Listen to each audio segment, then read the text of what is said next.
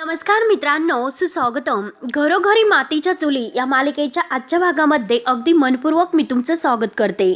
आजच्या भागामध्ये मात्र आता डॉक्टरांनी जे काही हॉस्पिटलमधील CCTV फुटेज आहे तर ते सर्व दाखवले जाते आणि आता सगळं काही CCTV फुटेज चेक करताना सगळेजण तेथेच असतात. परंतु आता त्या CCTV फुटेजमध्ये मकरनची बहीण मात्र कुठेही दिसत नाही.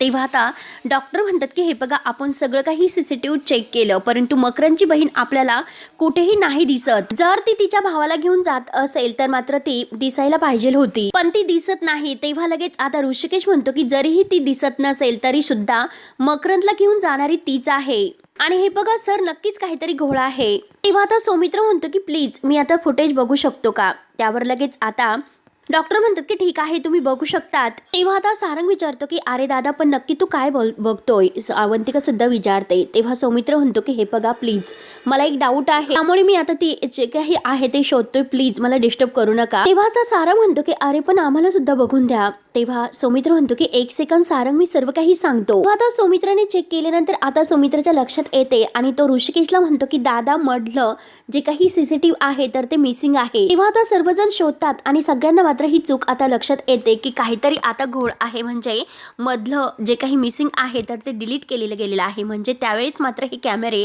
बंद असतात आणि त्या नर्सने हे सर्व केलेलं असतं ह्या मायाच्या सांगण्यावरून. आता ही सर्वांच्या लक्षात येते. तेव्हा आता ऋषिकेश हे सगळं बघून म्हणतो की म्हणजे तिला माहिती होतं की आपण सगळेजण येथे येणार आहोत. ते खूप हुशारीने तिने हे सर्व केलेलं आहे. आणि ऋषिकेश इन्स्पेक्टरना म्हणतो की ही CCTV मध्ये दिसणार नाही, इतकं प्लॅनिंग तिने इतकं हुशारीने केलेलं आहे. तर त्यावर आता जानकी म्हणते की हो एकदम बरोबर, कारण CCTV फुटेज आहे तर ते मधलंच गायब आहे.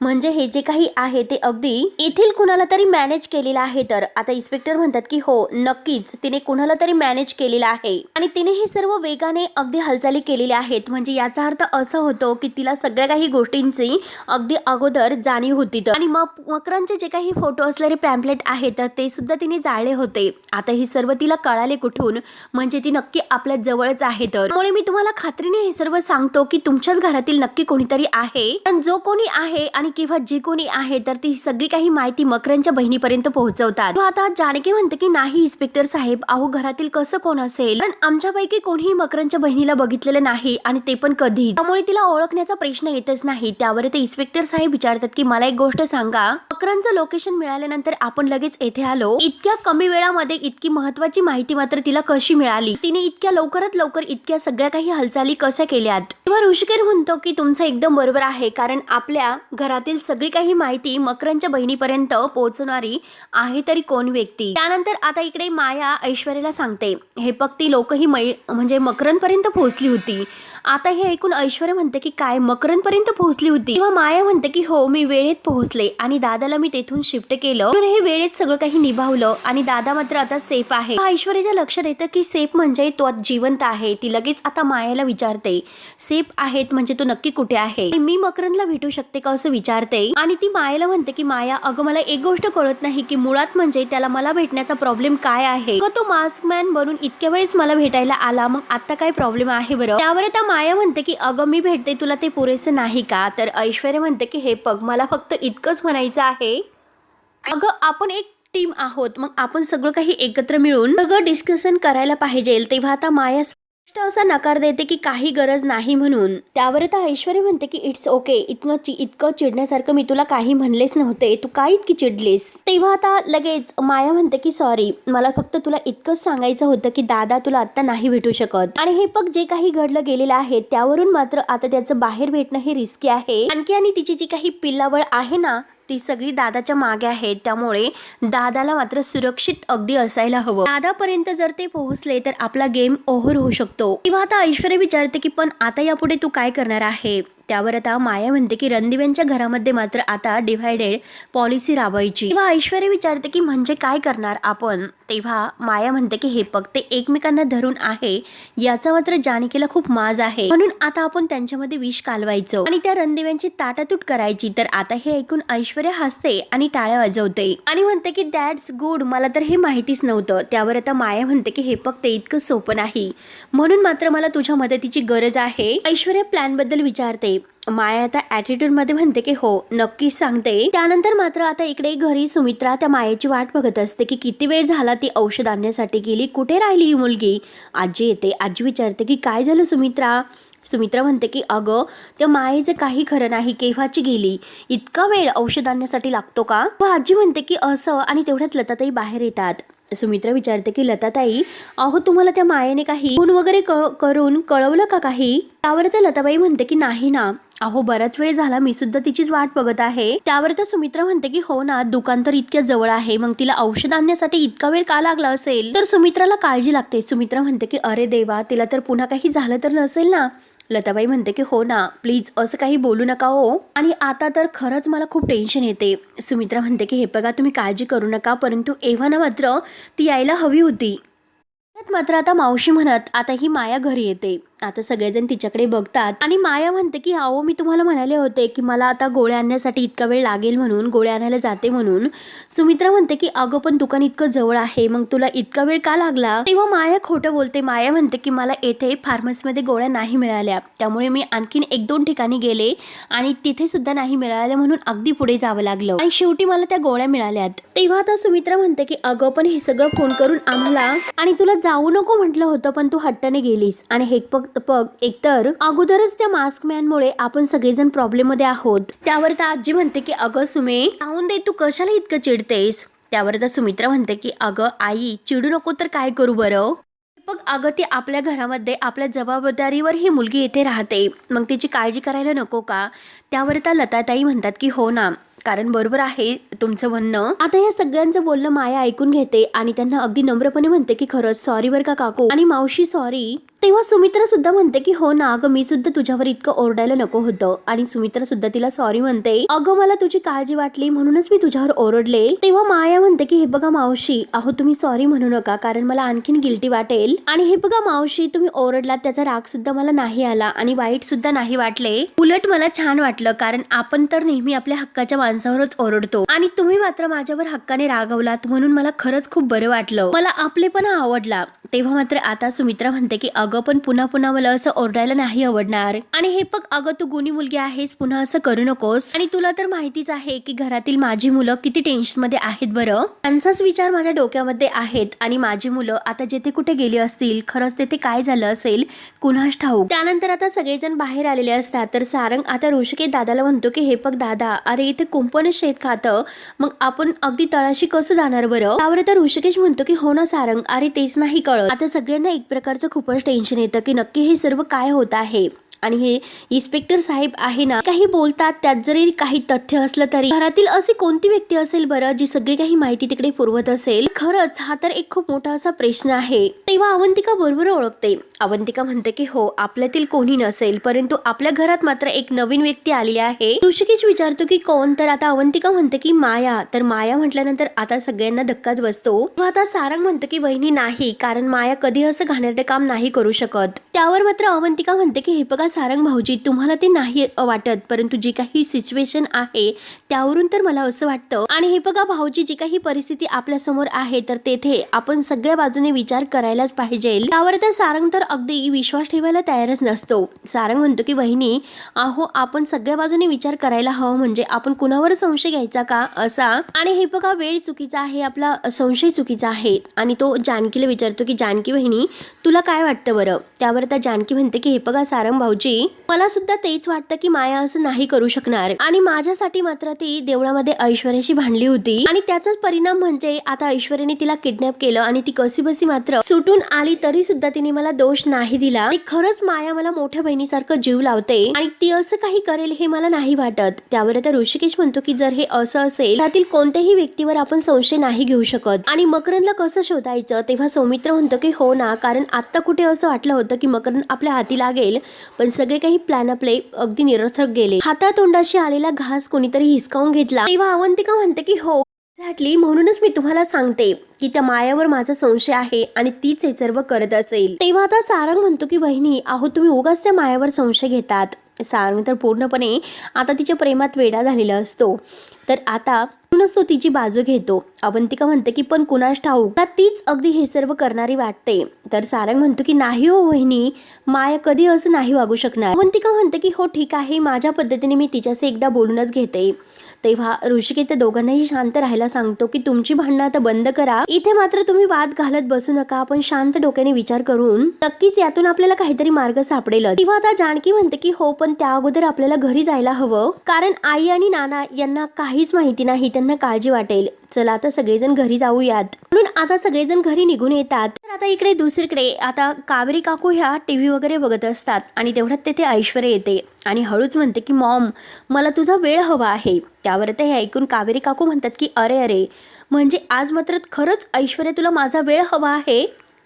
कावेरी काकून जवळ येऊन बसते आणि म्हणते की मॉम सिरियसली मला तुझा वेळ हवा आहे, मला मात्र मनापासून तुझ्याशी बोलावंसं वाटतं.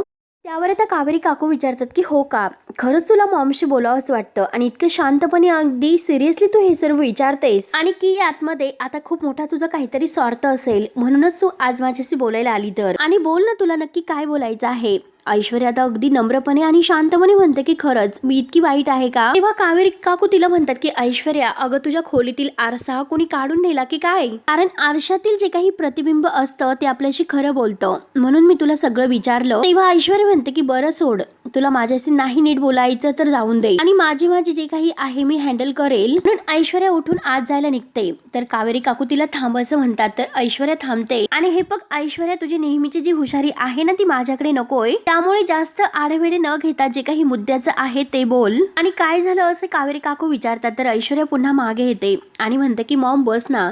म्हणून आता कावेरी काकूला ती खाली बसवते. तेव्हा ऐश्वर्या सांगायला सुरुवात करते की मॉम, अगं मी माझ्या रूम मध्ये होते तेव्हा मला खरंच माझं मन खूप खायला उठले आणि जेव्हा मी माझ्या रूम मध्ये स्टोरी फिल्म बघत होते खरंच मला खूप असं रिलेट केलं आणि खरंच मला असं रिअलाइज झालं की माझ्या रिअल लाईफ मध्ये खरंच खूप चुका केल्या आणि आता सुद्धा मी चुका करतच आहे. त्यामुळे मात्र मी कोणत्याही माझ्या नात्याला रिस्पेक्ट नाही दिली, सगळ्यांशी खूप विचित्र आणि वाईटच वागत गेले. त्यामुळे मॉम प्लीज तू एकदा तरी ऐक. अगं मला फक्त एकदा सारंगच्या आईशी बोलायचं आहे, म्हणजे सुमित्रा आईशी. त्यावर आता कावेरी काकू रागाने म्हणतात की अगं मग तू फोन त्यांना कर, त्यांच्याशी बोल, माझ्याशी कशाला आलीस मला विचारायला. म्हणून आता कावेरी काकू तिच्याकडे लक्ष देत नसतात.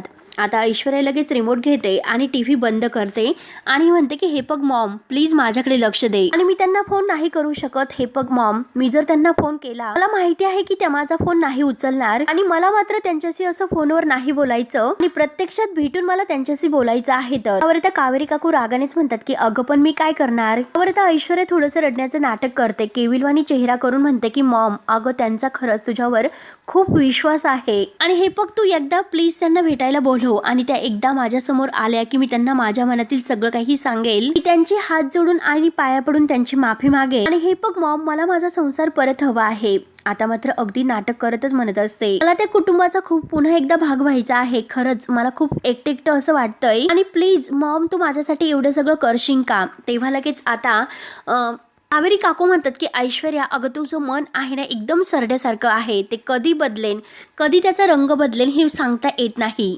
त्यामुळे हे बघ आता मात्र तुझे काही मला सांगते त्यावर मी विश्वास नाही ठेवू शकत, मी तुझ्या प्लॅन मध्ये नाही अडकू शकत. तेव्हा आता ऐश्वर्या म्हणते की हो ठीक आहे, मी सरड्यासारखे रंग बदलते ना आणि तू माझ्यावर विश्वास नाही ठेवत, नको ठेवू माझ्यावर विश्वास, मी त्या लायकीची नाहीच. आणि हे बघ मॉम, मी तुला सुद्धा खूप दुखावलेला आहे, त्यामुळे खरंच मी अगदी मनापासून तुला सॉरी म्हणते आणि हे बघ आता मात्र यापुढे मी कधी कुणाला त्रास नाही देणार, कारण मी सगळ्यांच्या आयुष्यातून कायमची निघून जाणार आहे. म्हणून आता कावेरीला घट्ट असे मिठी मारते आणि थोडंसं रडण्याचं नाटक करत म्हणते की हो काळजी घे मॉम, तू तुझी काळजी घे आणि स्वतःला सांभाळ बर का. तेव्हा मात्र आता कावेरी काकू तिच्याकडे ढुंकून बघत नसतात, परंतु एक आई असते आणि आई मात्र आता ऐश्वर्या इतकं खोटं बोलत आहे. तर आईचं जे काही प्रेम आहे तर ते आपल्या मुलासाठी ऐश्वर्या जे काही बोलत आहे, त्यामुळे आता कावेरी काकूचे डोळे भरून येतात. तेव्हा ऐश्वर्या तिथून जायला निघते तर कावेरी काकू तिला थांब असं म्हणतात. तेव्हा ऐश्वर्या थांबते.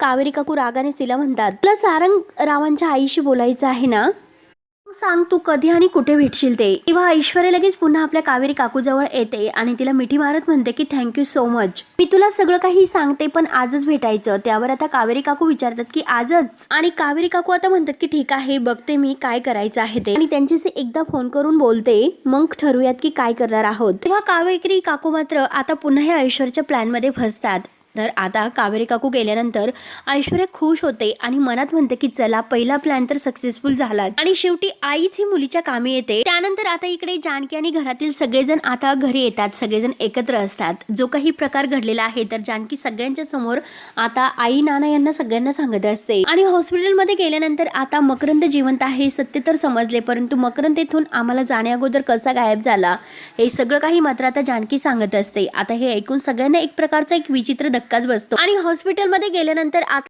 काही सीसीटीव्ही फुटेज आहे तर ते सीसीटीव्ही फुटेज मात्र मिसिंग आहे. म्हणजे नक्की हे सर्व मकरंदच्या बहिणीने केलेलं आहे हे मात्र आता सगळ्यांना सांगितल्यानंतर आता एक धक्काच बसतो. तेव्हा आता जानकी मात्र आता हे सगळं काही सांगितल्यानंतर विचारते की अजून सुद्धा तेच आहे, तोच प्रश्न आहे की आपल्या या घरातील जी गोष्ट आहे ती आपल्या सगळ्यांना माहिती होती, मग ती गोष्ट मात्र आता तिकडे गेलीच कशी, तिकडे कशी पोहोचली. तेव्हा आता सुमित्रा म्हणते की अगं पण आपण सगळेजण घरातच होतो आणि आपण सगळेजण घरातच आहोत, मग आपल्या घरातील कोण असं असेल की ते सगळं काही बाहेर जाऊन सांगेल. तेव्हा मात्र आता ऋषिकेश गुलाब नाव घेतो. नाना म्हणतात की काय गुलाबराव.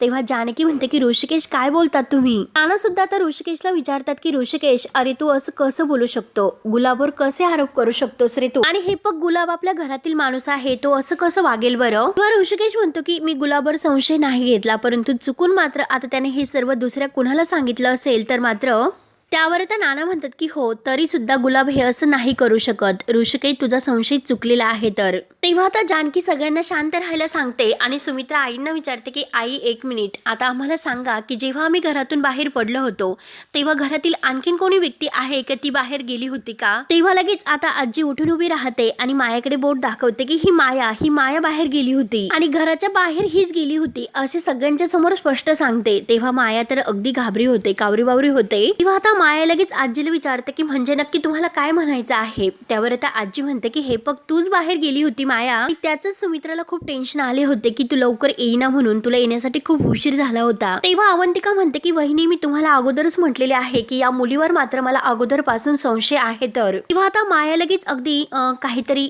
तिने केलेच नाही असा चेहरा वगैरे करते आणि तुम्ही सगळेजण काय बोलतात असं म्हणते. तेव्हा अवंतिका धावतच मायाजवळ येते आणि मायाला अगदी बेधडकच विचारते की माया खरं खरं सांग तू कुणाला काही बोलली होतीस का. जानकी म्हणते की अवंतिका अगं हे काय. त्यावर आता माया जसे तिला काहीच माहिती नाही आणि असं विचारते हे सगळं काय सुरू आहे. तर आणि लताबाईला म्हणते की काकू तुम्हीच सांगा की मी खरंच अगदी गोळ्या आणायला गेले होते. त्यावर आता ताई म्हणतात की हे बघ जानकी अगं मायेने माझा जीव वाचविला, ती असं नाही करू शकत. जानकी म्हणते की हो ना. त्यावर आता अवंतिका म्हणते की मला एक गोष्ट सांगा, आपण सगळेजण घराच्या बाहेर गेलोत, मग हिला तेव्हाच कसं गोळ्या आणण्याचं आठवलं असेल बरं. गोळ्या संपलेल्या आहे म्हणून तू स्वतः घराच्या बाहेर जाऊन गोळ्या घेऊन आलीत. तेव्हा आता माया ही रडण्याचं नाटक करते आणि म्हणते की मला गरगरत होतं म्हणून मी गोळ्या आणायला गेले होते. त्यावर आता मी गोळ्या आणायला जाणारच होते ना, मला त्रास होत होता म्हणून. अवंतिका म्हणते की अगं मग ऑनलाईन ऑर्डर करायची होती. अगदी सिंपल होतं ते, आणि हे जे काही तू कारणं देतेस ना ती सगळी कारणं आहे तर ती बेसलेस आहे. आणि हे बघ सौमित्र मी तुला 100% सांगते, मला पूर्ण खात्री आहे की ही मुलगी आपल्याशी खोटं बोलते. तेव्हा आता सारंग लगेच पुढे येतो. सारंग मायाची बाजू घेत म्हणतो की अवंतिका वहिनी अहो तुम्ही असं का बोलतात, त्यांची तब्येत व्यवस्थित नाही तरी सुद्धा तुम्ही त्यांच्यावर असले आरोप करतात. आणि एकतर आमच्यापैकी कोणीही घरात नव्हते, मग औषध आणायला कोण जाणार, त्याच जाणार होतात ना. त्यामुळे वहिनी मी तुम्हाला सांगते की तुम्ही उगाच त्यांच्यावर संशय घेतात. त्यावर लगेच आता अवंतिका म्हणते की नाही भाऊजी, या मुलीला मी पहिल्यांदा जेव्हा मी बघितलं तेव्हापासूनच ही मुलगी मला अगदी फ्रॉड वाटली होती. आहे काहीतरी वेगळी परंतु दाखवते मात्र काहीतरी वेगळंच. अशा मुली आहे तर मी कोर्टामध्ये हजर बघते रोज आणि फक्त त्या दिसायला भोळ्या भाबड्या वाटतात, त्या मात्र त्या आतल्या गाठीच्या असतात. आता हे सर्व ऐकून जानकी लगेच म्हणते की अवंतिका. आता अवंतिकाने बरोबर आता मायावर अगदी आपला नेम चुकवलेला असतो, म्हणजे ती बरोबर मायाला ओळखते, परंतु घरातील कोणी आता विश्वास ठेवायला तयारच नसतात. जानकी म्हणते की अवंतिका तू जरा शांत बस बरं. आणि तेवढ्यात माया म्हणते की बघा जानकी वहिनी माझ्यावर काय आरोप होतात. जानकी पुन्हा म्हणते की अवंतिका शांत हो. तेव्हा अवंतिका काही शांत बसायला तयार नसते आणि ती म्हणते की हे बघा वहिनी, ही जी काही परिस्थिती आहे ना तर ती शांत बसण्याची नाही आणि कुणाची मन सांभाळण्याची नाहीच नाही. तेव्हा आता माया रडण्याचं खूप कांगावं करते. आणि मित्रांनो हा भाग येथे संपतो. पुढील भागामध्ये आता मात्र MK कंपनी मार्फत आता या घराची बोलणी करायला लोक आलेले असतात आणि ते मात्र घराचा सौदा करत असतात. तेव्हा ऋषिकेश म्हणतो की 1 मिनिट, या घराची बोलणी करण्या अगोदर मात्र मला तुमच्या मालकाशी भेटायचं आहे. तेव्हा ते म्हणतात की यमके सरांशी का, आणि ते स्पष्ट उत्तर देतात की त्यांच्याशी कोणीही नाही बोलू शकत. तेव्हा आता ऋषिकेश विचारतो की तुमचा हा जो काही व्यवहार सुरू आहे तर तो कुणाच्या जीवावर करतात तुम्ही. तेव्हा मात्र आता तो जो काही आहे येणारा माणूस तो म्हणतो की एम के सरांचा एक व्यक्ती आहे आणि तो सगळं काही ऑफिसचं काम पाहतोय. तेव्हा मात्र आता ऋषिकेश विचारतो की ते व्यक्ती कोण आहे. तर ते म्हणतात की ते आमचे व्यक्ती आहेत सदानंद देशमुख. तर म्हणतो की दादा आणि वहिनी हे खूप मोठं नाव आहे या वकिलांचं, आणि मात्र ह्या व्यक्तीकडून आपल्याला हळूहळू सगळं काही अगदी काढून घ्यावं लागेल. आता जानकी म्हणते की हळूहळू काढून घेईपर्यंत आपल्याकडे तेवढा वेळ नाही. तेव्हा अवंतिका म्हणते की वहिनी माझ्याकडे एक प्लॅन आहे. व माया मात्र यांचं चोरून सगळं काही बोलणं ऐकत असते आणि जानकी हे सर्व काही पाहते. तेव्हा मित्रांनो पुढे नक्की काय होतं हे बघण्यासाठी आपल्या चॅनलला सबस्क्राईब करत राहा. धन्यवाद.